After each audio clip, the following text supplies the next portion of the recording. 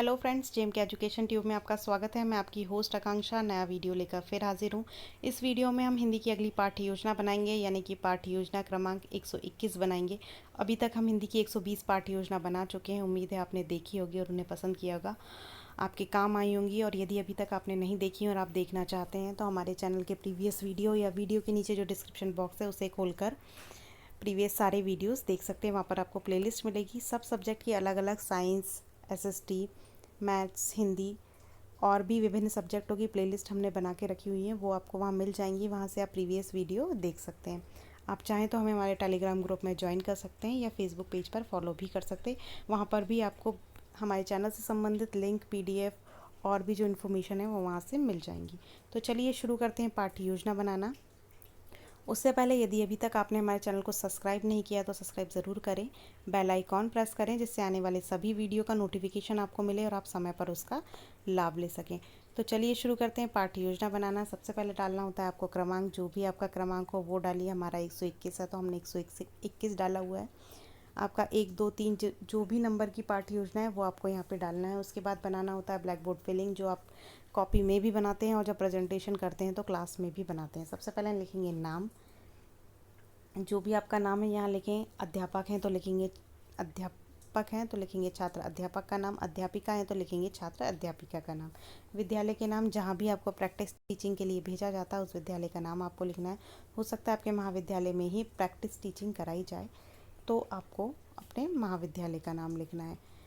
कई बार हम वहाँ बाहर नहीं ले जाया जा पाता है तो अपने महाविद्यालय में ही कृत्रिम कक्षाएं बनाकर वहाँ पर भी प्रेजेंटेशन कराई जाती है, तो यहाँ पर महाविद्यालय का नाम लिखना है। कक्षा 9 और 10 मैंने इसलिए लिखा है कि एनसीईआरटी की बुक में अलग लेसन नंबर है और किसी जो स्टेट गवर्नमेंट की बुक है उसमें लेसन नंबर अलग है। तो जो भी आपका लेसन नंबर बोली, क्लास अलग अलग है दोनों। तो और जो भी आपकी क्लास हो आपको वो डालना है। यानी ये कोई से बोर्ड में क्लास 9 में है और अलग स्टेट में क्लास 10 में है, तो हमने दोनों लिखा हुआ है। विषय हिंदी है, उपविषय है नाटक। दिनांक, समय और कालांश आपको अपनी आवश्यकता अनुसार डालना है। यानी कि जब भी प्रेजेंटेशन करेंगे वो दिन, समय जितने भी 35 या 40 मिनट का पीरियड लगता है, कालांश जिस भी पीरियड में आप पढ़ाएं। प्रकरण हमारा है महाभारत की एक सांझ, जो कि आपको कॉपी में इस तरीके से लिखना है और जब प्रेजेंटेशन करते हैं तो आप उद्देश्य कथन बोलते हैं तब आपको प्रकरण डालना होता है। उससे पहले आप प्रकरण नहीं डालते हैं, ब्लैंक रखते हैं। बाकी सारी चीज़ें आपको कक्षा में जाते से ही भरनी होती है। फिर आता है सामान्य उद्देश्य, जो कि हमारे होते हैं विषय से संबंधित, यानी कि हम हिंदी विषय क्यों पढ़ा रहे हैं वो हमको लिखने होते हैं सामान्य उद्देश्य में। तो यहाँ पर हमने कुछ 6 सामान्य उद्देश्य लिखे हुए हैं। इनको आप 5, 10 कितने भी लिख सकते हैं। तो यहाँ पर जैसे हमने लिखे हुए हैं वो मैं आपको एक बार पढ़ के बताती हूँ कि विद्यार्थियों को समाज तथा शक्ति के मानस से परिचित कराना, उन्हें जीवन की विभिन्न प्रकार की परिस्थितियों तथा उनके प्रति व्यक्ति की प्रतिक्रियाओं का अध्ययन कराना, उन्हें समय अनुकूल वार्तालाप तथा भाषण देने की कला में प्रशिक्षित करना, उन्हें आचार व्यवहार में निपुण बनाना, जिससे वे विभिन्न वर्गों में तथा विभिन्न पदों पर अपने कर्तव्यों की पूर्ति करने में समर्थ हों। विभिन्न नाटकीय प्रणालियों के आधार पर ज्ञान की रसमयता में परिणत करना, उनकी कल्पना को विकसित करते हुए उनका चरित्र निर्माण करना। हम कई बार पूर्वानुसार डाल देते हैं, लेकिन ये हमारा टॉपिक कक्षा 9-10 का है, नाटक है, तो उसी से रिलेटेड हमने यहाँ पर सामान्य उद्देश्य लिखे हुए हैं। फिर आता है विशिष्ट उद्देश्य। हम जो भी प्रकरण पढ़ा रहे हैं वो हम बच्चों को क्यों पढ़ा रहे हैं वो हमको यहाँ लिखना है। तो हमारा पहला उद्देश्य है कि दुर्योधन की चेतना में बैठकर परिचित तथ्यों की नवीन रूप से प्रस्तुत करना, अच्छी बुरी रूढ़ मान्यताओं को ज्यों का त्यों ना करके मानसिक प्रक्रियाओं के उद्घाटन द्वारा कार्यकरण की श्रृंखला प्रस्तुत कर दुर्योधन और युधिष्ठिर के चरित्रों को नवीन रूप देना। यानी जो पौराणिक कथा है उसको थोड़ा नवीन रूप से बच्चों को उनके चरित्र के बारे में बताना। पूर्व ज्ञान, महाभारत की घटनाओं से बच्चे परिचित हैं। पहले भी बच्चे महाभारत की घटनाओं से परिचित रहते थे, क्योंकि वो अपने घर में बड़ों से इनकी कथा कहानियाँ सुना करते थे। और अब टेलीविज़न के माध्यम से उनको ये सारी चीज़ें पता होती हैं, क्योंकि कक्षा 9 और 10 का बच्चा है, विभिन्न प्रकार की फिल्मों, टेलीविज़न पे इनके नाटकों का प्रसारण, तो वो कथा से परिचित है। फिर आता है सहायक सामग्री। तो युधिष्ठिर व दुर्योधन के संवाद का चित्र, रंगीन चौक, लपेट श्यामपट और संकेतक, ये आप सहायता के तौर पर इस्तेमाल करेंगे। फिर आता है प्रस्तावना। प्रस्तावना आप प्रश्नोत्तर के माध्यम से पूछ सकते हैं, चार्ट दिखाकर पूछ सकते हैं, कहानी सुनाकर पूछ सकते हैं, कोई भी तरीका हो सकता है। यहाँ पे हमारा है प्रश्नोत्तर। तो यहाँ पर हम इस तरीके से कॉलम बनाएंगे, क्रमांक, छात्र अध्यापिका क्रिया या व्यवहार लिख सकते हैं आप इसको, या प्रश्न भी लिख सकते हैं। फिर है विद्यार्थी व्यवहार क्रिया या प्रश्न, जो भी आप चाहें, जो भी आपके फॉर्मेट में दिया हुआ है वो आपको यहाँ पर लिखना है। तो आप बच्चों से पहला प्रश्न करेंगे कि हिंदुओं के धार्मिक ग्रंथ कौन से हैं, तो वो बताएंगे कि रामायण, महाभारत, गीता, पुराण, जो भी है। कुछ 2-3 और भी बता सकते हैं या कम भी बता सकते हैं, जैसा उनको पता होगा वो बताएंगे। आपको संभावित उत्तर यहाँ लिखना है। महाभारत का युद्ध किसके बीच में हुआ था, तो वो बताएंगे कौरव और पांडवों के बीच में। इस युद्ध का अंत किस समय हुआ था, तो दुर्योधन की मृत्यु के समय। इतना वो जानते हैं। यदि नहीं जानते हैं तो आप यहाँ पे लिख देंगे समस्यात्मक और उनको उद्देश्य कथन द्वारा बता देंगे। तो उद्देश्य कथन हमारा ये रहेगा कि भीम और दुर्योधन में गदा युद्ध सायंकाल के समय हुआ, जब दुर्योधन घायल अवस्था में पड़े हुए थे, तब युधिष्ठिर उनसे मिलने आते हैं। उसी दृश्य का वर्णन श्री भारत भूषण अग्रवाल ने अपनी नाटक महाभारत एक सांझ में किया है। आज हम उसी नाटक का अध्ययन करेंगे। चाहे तो आप ये भी बोल सकते हैं कि आज हम महाभारत एक सांझ का अध्ययन करेंगे, तो ये भी आपका उद्देश्य कथन सही रहेगा, लेकिन थोड़ा सा इंटरेस्टिंग तरीके से बताएंगे तो आपके जो भी सुपरवाइजर या अवलोकन करता होता है उनको भी अच्छा लगता है, आपको प्लस पॉइंट मिलते हैं इसके। तो आप अच्छे से इस तरीके से भी बता सकते हैं। बाकी आप चाहें तो एक लाइन में भी बोल सकते हैं। फिर आता है प्रस्तुतिकरण, जिसमें कि आप इस तरीके से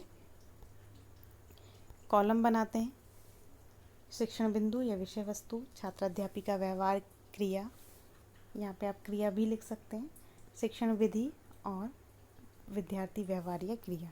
चाहें तो आप यहाँ पर श्यामपट कार्य का कॉलम भी बना सकते हैं, वरना ये भी कर सकते हैं कि बाद में एक प्रारूप लगा दें बनाकर, क्योंकि जो भी विद्यार्थी व्यवहार और छात्र अध्यापिका व्यवहार है वही उसमें आता है, बाकी पूरा खाली रहता है और हमको कॉलम बनाकर लिखने में थोड़ी असुविधा होती है। तो हम हिंदी में इतना आवश्यकता नहीं होती है श्यामपट कार्य की, तो उसमें सिर्फ लिखना होता है हमको काठिन्य निवारण। तो हम उसके लिए एक प्रारूप बनाकर ब्लैक कार्ड शीट का इस्तेमाल कर सकते हैं, श्यामपट आकार में उसको काटें, उस पर वाइट पेंसिल या सिल्वर जो स्पार्कल पेन आता है उससे लिखकर श्यामपट प्रारूप तैयार कर सकते हैं। तो यहाँ पर हमने जैसे कॉलम बनाए, उसमें हम पहले पृष्ठभूमि बताएंगे, यहाँ पर पूरा उनको समझाएंगे, कथन द्वारा बताएंगे। तो यहाँ कथन विधि इस्तेमाल हुई, विद्यार्थी ध्यानपूर्वक सुनेंगे। इस तरीके से आपको सारा यहाँ लिखना है। कथन विधि, बीच बीच में आप व्याख्या करेंगे, व्याख्या विधि का भी आपने इस्तेमाल किया है तो आप यहाँ पर व्याख्या विधि डाल देंगे। फिर विद्यार्थी यहाँ क्या कर रहे हैं, ध्यानपूर्वक सुन रहे हैं। ये आपने यहाँ पे सारी चीज़ें लिख दी हैं जो आप बोलेंगे। फिर आता है आदर्श वाचन, यानी कि आपने पहले पृष्ठभूमि बता दी कि हम ये पढ़ रहे हैं, चित्र दिखा देंगे, आप अपने चार्ट बनाया हुआ है तो चित्र दिखा देंगे और उनको बताएंगे। फिर आदर्श वाचन करेंगे, पात्रों के हिसाब से अभिनय करके विद्यार्थी क्या करेंगे, देखते हुए नाटक को ध्यान, जो भी आप हाव भाव से बताएंगे उसको देखते हुए ध्यानपूर्वक सुनेंगे। फिर स्वस्वर पाठ, छात्राध्यापिका युधिष्ठिर एवं दुर्योधन की भूमिका विशिष्ट छात्रों को देकर उनसे संपूर्ण नाटक का भावानुकूल वाणी, आरोह अवरोध एवं शुद्ध उच्चारण सहित वाचन का निर्देश देंगी। इसको आप अनुकरण वाचन भी लिख सकते हैं। क्यों अनुकरण वाचन हमने यहाँ इसलिए नहीं लिखा है, आप ऑब्लिक करके डाल दें जिसमें कि आप भ्रमित ना हो, ये उसी का पॉइंट है। क्योंकि अनुकरण वाचन में ऐसा होता है कि विद्यार्थी ने, छात्र अध्यापिका ने पाठ को पढ़ दिया, जो कि तो कुछ विद्यार्थी अलग अलग एक के बाद एक पढ़ देते हैं यहाँ पे, लेकिन भूमिका अदा करके पढ़ते हैं, इसलिए इसको स्वर पाठ लिखा हुआ है। आप ऑब्लिक करके अनुकरण वाचन भी इसी को लिख दें। फिर आता है पठन जो विधि का कॉलम जिसमें हमने डाल के रखा हुआ है पठन पाठन विधि, यानी हम पढ़ रहे हैं, हमसे मतलब विद्यार्थी हैं वो पढ़ रहे हैं, तो यहाँ पे वो डाला हुआ है। फिर यहाँ पे विद्यार्थी व्यवहार में आपको लिखना है कि विद्यार्थी अपनी भूमिका का वाचिक रूप अभिनय करते हुए शुद्ध उच्चारण सहित वाचन करेंगे। फिर आता है शब्दार्थ या काठिन्य निवारण। कठिन शब्दों का अर्थ बताते हुए वाक्यों में प्रयोग बता सकते हैं, पर्यायवाची बता सकते हैं, विलोम बता सकते हैं। इस तरीके से आप काठिन्य निवारण कराएंगे बच्चों को, ब्लैक बोर्ड पर भी लिखते जाएंगे। और यहाँ पे जो विधि इस्तेमाल हुई है वो हमारी है कथन विधि और अर्थ विधि का हम यहाँ पे इस्तेमाल कर रहे हैं। फिर है भाव विश्लेषण या भाव एवं विचार विश्लेषण प्रश्न। इसमें आप प्रश्न करेंगे, बच्चे जो उत्तर देंगे वो आपको विद्यार्थी व्यवहार में लिखना है। प्रश्नोत्तर विधि का यहाँ पर इस्तेमाल होगा। यहाँ पे प्रश्न करेंगे कि इस नाटक की कथा वस्तु कहाँ से ली गई है, तो महाभारत से। इस तरीके से और भी आप प्रश्न करेंगे और उत्तर जो भी विद्यार्थी देते हैं आपको विद्यार्थी व्यवहार में लिखना है। प्रश्नोत्तर विधि का हम इस्तेमाल कर रहे हैं। इसके बाद आप जो मैंने आपको बताया कि श्यामपट्ट प्रारूप बनाकर लगा सकते हैं। जस्ट जब हमारी जो प्रेजेंटेशन है वो कंप्लीट होती है उसके बाद आपको यहाँ पर कार्ड शीट लेके ब्लैक बोर्ड उस बनाने के लिए ब्लैक कार्ड शीट लेंगे और उसका को ब्लैक बोर्ड आकार में काटेंगे और श्यामपट्ट सारांश या प्रारूप आप उसको हेडिंग देंगे और जो भी आपने ब्लैक बोर्ड फिलिंग बनाई है आधे में आप वो लिख देंगे और यहाँ पर आप लिख सकते हैं काठिन्य निवारण। फिर आता है अगला पॉइंट जो कि है पुनरावृत्ति प्रश्न। आप कुछ पुनरावृत्ति प्रश्न कर लेंगे उनसे जो कि आपने पाठ में पढ़ाया है, समझाया है, उसी से रिलेटेड पुनरावृत्ति प्रश्न इसलिए करते हैं कि हम देखते हैं कि बच्चों को जो भी हमने एक्सप्लेन किया है, बताया, उन्हें कितना समझ में आया।